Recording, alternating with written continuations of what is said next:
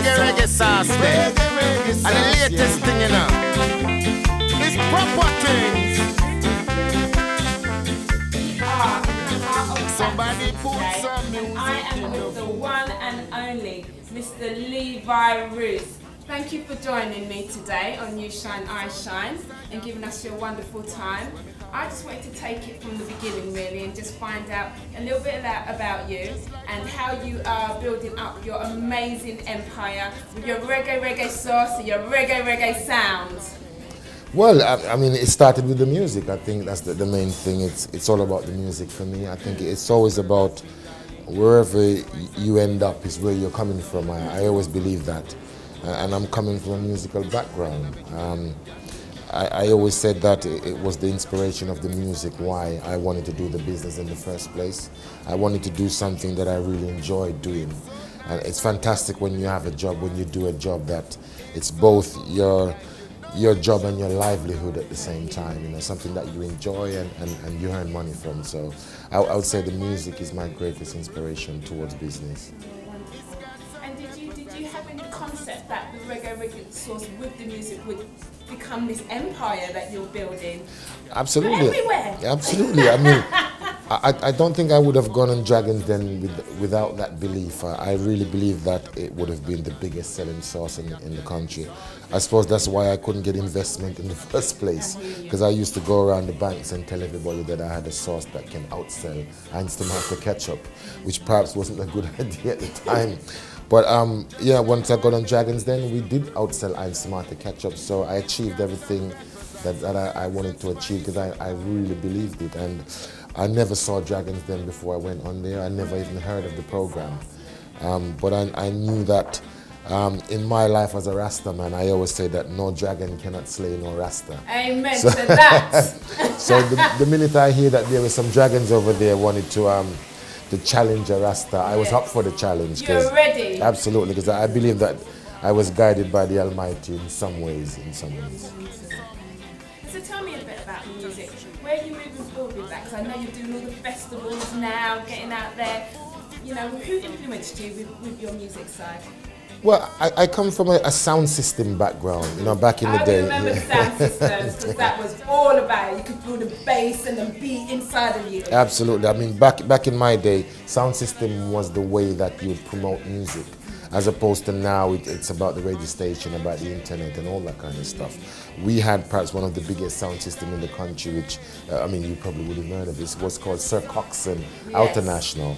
And it was massive, and that was my background. So we played, you know, all sorts of music, you know, from soul to hip hop to reggae to ska to blues beat to rocksteady, and that was my influence, just being around sound system and managing to meet one of my all-time heroes, who was my, you know, my first inspiration was Bob Marley. Hey Bob, yeah, yes. The one and only. Absolutely. The one love. The one love. The one love. And through the sound system, I managed to get to know Bob and get to know a lot of you know, Jamaican artists who have inspired me. You were friends with Bob. I'm just going to touch you. Okay, I've had enough. Okay, yes. Well, you know, I think that's one of my greatest name-dropping moment when I mentioned that I played football with Bob Marley just across the way in Battersea Park. Okay, we need to take a moment of that. Well, this is one of my greatest moments, so we're passing it. Oh, brilliant. I know it was fantastic to, you know, to get to know your heroes, and it was through the music that I managed to do that. And he's now, you know, stepped forward, you know, 20 odd years later. It's the music that still got me in Dragons Den, got me noticed. And I spoke to Peter Jones afterwards and asked him, why did you invest in a Rastaman from Brixton with a sauce called reggae sauce? And he said that it wasn't about the sauce, you know, it was about the fact that he saw that I was passionate enough to come onto the show with a guitar, an original way, because they'd seen every other way come up the stairs in Dragon's Den. And you know, boring. Usually boring, but I think usually passionless, because I think if you're passionate about something, you're saying to other people, look, believe in me, because I believe it. If you don't have passion, then you don't believe it yourself, then how do you expect other people to sort of invest in you? Exactly. And so where will you go now? Because I even got a leaflet through saying that you're doing on my Domino's pizza. No, so I'll get you on a Saturday night when I'm watching X Factor. Yes. Well, you know, like I said, I wanted to create the most fantastic Caribbean brand here in the United Kingdom. That could be the leader for Caribbean food.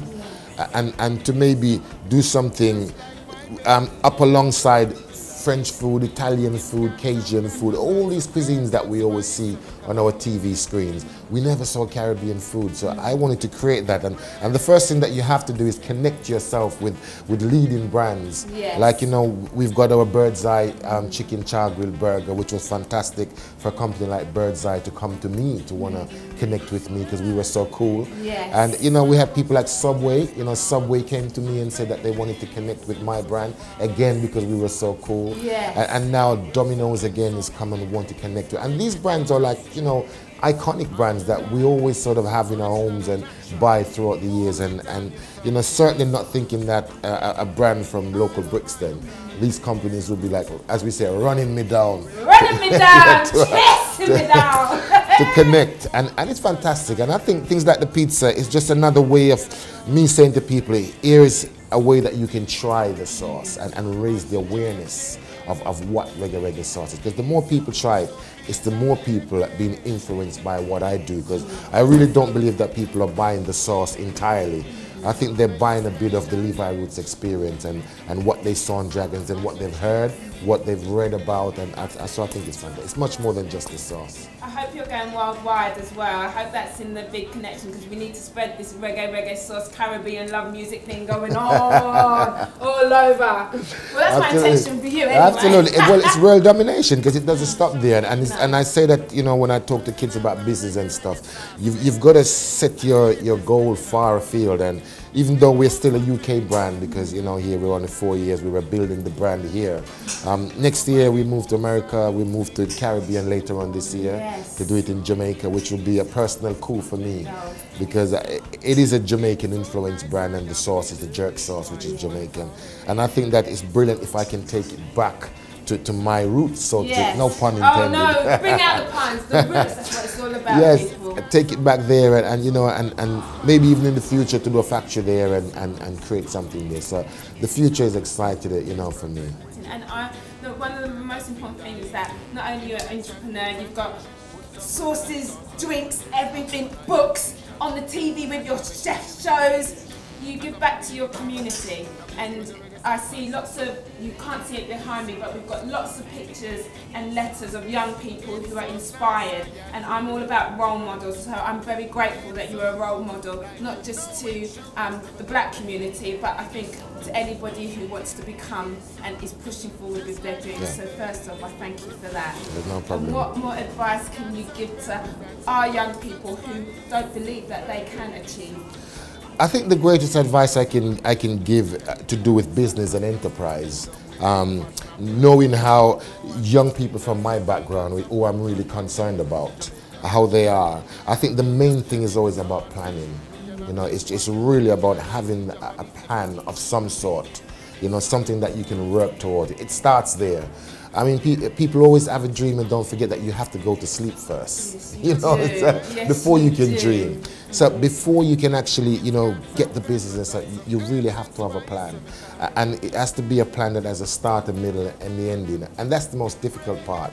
I mean, even in any race, we'll tell you that the start of the race, I mean, when Usain Bolt, the Jamaican, you know, we love Usain. I mean, when he goes in the blocks, he's concerned about the start, as any racers are. Because if you can start good and sort of get your head in front of your opponents, then you can finish the race out more or less and win.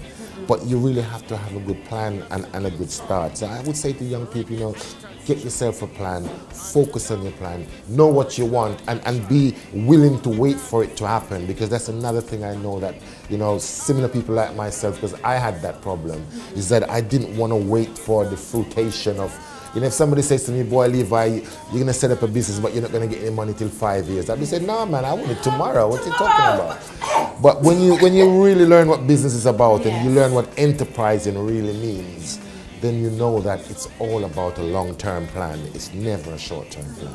And then one of my last questions, are you going to take a holiday at some point soon? You seem like a very busy man. It's hard getting hold of him, but I got away, I found my way. Yes, you did. You know, holidays is on the job, because you remember at the outset I was talking about me having my livelihood as Yes. opposed to a job. Yes. So I'm always enjoying myself. I mean, even now I'm having a chat with you. It's not like, you know, no more chat. And, you know, if I go and do a talk in a school, I'll have my guitar with me and I'll be playing. If I do a talk, and I sing for them. If I do a talk for some bankers, you know, in a corporate kind of way, I'm perhaps the only entrepreneur that will have my guitar and be singing reggae songs. Yes. So it's just fantastic. It's really different that I've managed to, as I said in my song, is put some music in the food. Put some Is music merge in the, the merge the food. two of them together. The amalgamation, putting it together, and that's why we have Mr. Levi Rose. They should have named you twice. Yeah, exactly. I might just take that upon you there, but you're not going to get 10% for that. Oh, please, all right, maybe 5. Blessings to you, Mr. Roots. I'm very Rastafari. grateful for your time. Rastafari. Burgers, finger licking, in rice and peas and fish. Put some reggae sauce on your list. So nice with fish and chips, and in a vegetarian dish.